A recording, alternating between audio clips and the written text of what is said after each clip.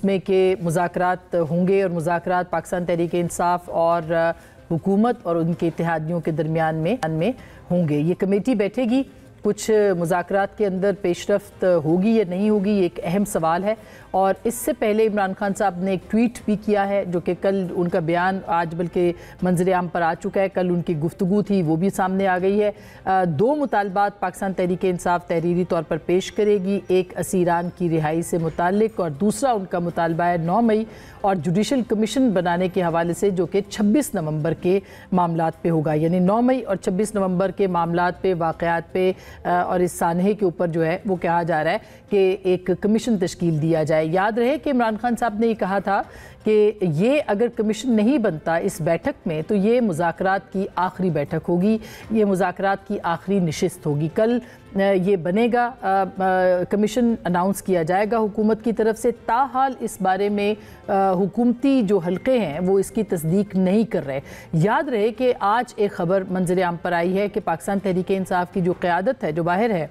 उन्होंने इमरान खान साहब से ये कहा है कि वो जुडिशल कमीशन के मामले के ऊपर जो डेडलाइन है उसमें लचक का मुजाहरा करें, या इस मामले के ऊपर जो है वो लचक का मुजाहरा होना चाहिए। अब इमरान खान साहब इसके बाद क्या फ़ैसला करेंगे ये एक अलग बात है, लेकिन कल उनका ट्वीट मंजर आम पर आ जाना, वज़ीर आज़म के बारे में उसी तरह की गुफ्तगू करना और उसके बाद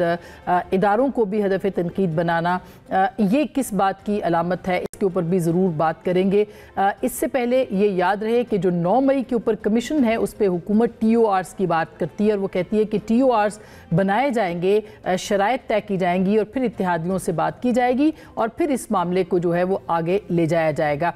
इमरान खान साहब ने कल जो गुफ्तगू की थी उसमें उन्होंने 9 मई को एक मरतबा फिर फॉल्स फ्लैग ऑपरेशन करार दिया था। उन्होंने कहा था कि हमारा इससे लेना देना नहीं है, हमारी जमात को इसके अंदर जो है वो मुलव्विस किया गया, ये उन्हीं लोगों ने किया जिन लोगों ने जो आज जज बन के बैठे हैं, उनका इदारों की तरफ निशाना था और उन्हीं की तरफ इशारा भी था। लेकिन कल रात को एक अहम बैठक जो परसों हुई थी, उसके बाद अली अमीन गंडापुर साहब ने वसीम बादामी साहब को एक इंटरव्यू दिया। उस इंटरव्यू के अंदर बहुत अहम उन्होंने की और उसमें सबसे अहम बात ये थी कि 9 मई के अंदर जो मुलव्विस लोग हैं उनको ना सिर्फ अली अमीन गंडापुर साहब ने ओन किया, बल्कि ये भी कहा कि अगर गलती है तो माफ़ कर दी जाए।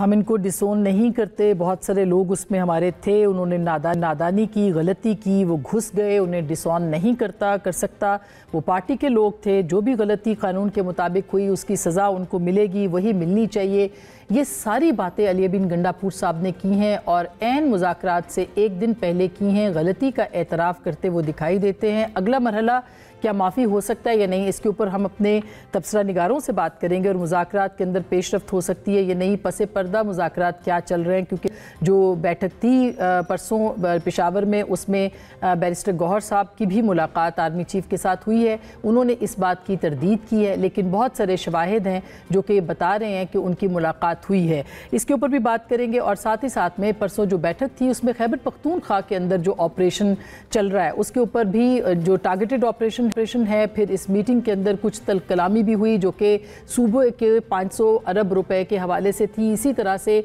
कौमी क़यादत वहाँ पे मौजूद थी, उन्होंने क्या कहा है पूरे सूबे की अमन व अमान की सूरत हाल पर जो कि इस वक्त दरपेश है और ख़ास करके कुरम एजेंसी के मामले के ऊपर, इन सारे मौज़ूआत पे बात करेंगे।